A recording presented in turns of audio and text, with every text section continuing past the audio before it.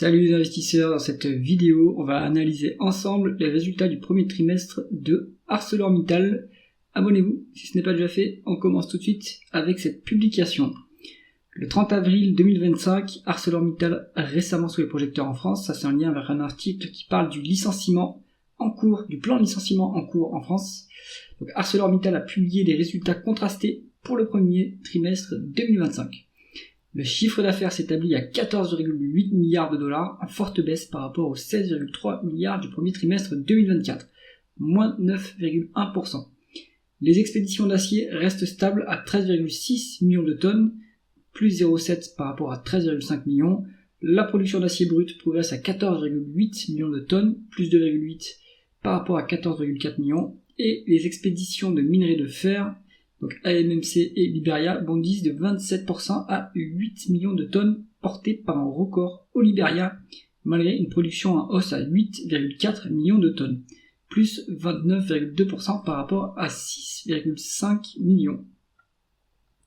L'EBITDA atteint 1,58 milliard de dollars, en recul de 19,2% par rapport à 1,96 milliard au premier trimestre 2024, avec une marge d'EBITDA du coup de 10,7% contre 12% à l'époque.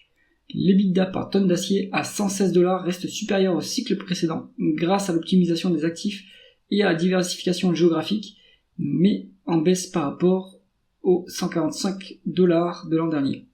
La dette nette augmente à 6,7 milliards de dollars contre 4,8 au T1 2024 sous l'effet d'un investissement saisonnier de 1,7 milliard dans le fonds de roulement, mais le ratio dette nette reste maîtrisé à une fois, contre 0,6 au T1 2024.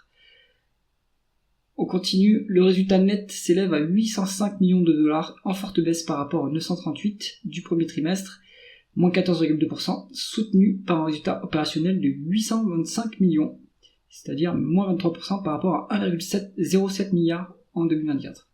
Et des gains de change. Le flux de trésorerie disponible est négatif à 1,35 milliard, proche des 1,41 de l'an dernier, impacté par le fonds de roulement et 967 millions d'investissements, dont 268 pour des projets stratégiques.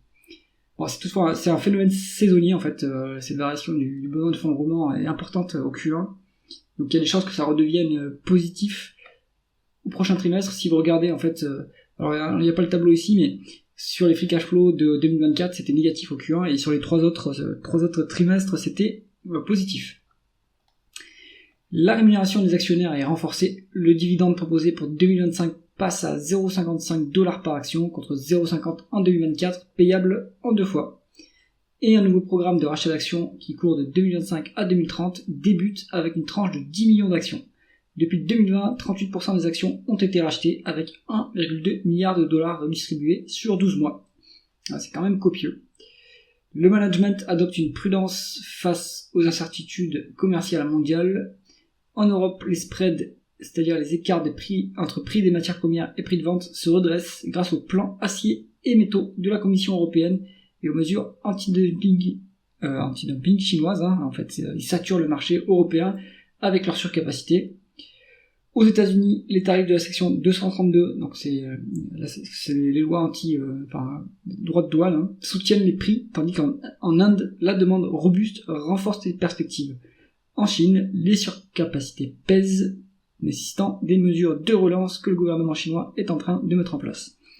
ArcelorMittal maintient ses investissements, 4,5 à 5 milliards de dollars en 2025, dont 1,4 à 1,5 milliard pour la croissance, et vise une hausse de l'EBITDA de 1,8 milliard d'ici 2027, dont 0,6 en 2025, grâce à des projets comme l'expansion au Liberia et à Azira. La décarbonation progresse dans l'enveloppe d'investissement, soutenue par des politiques européennes.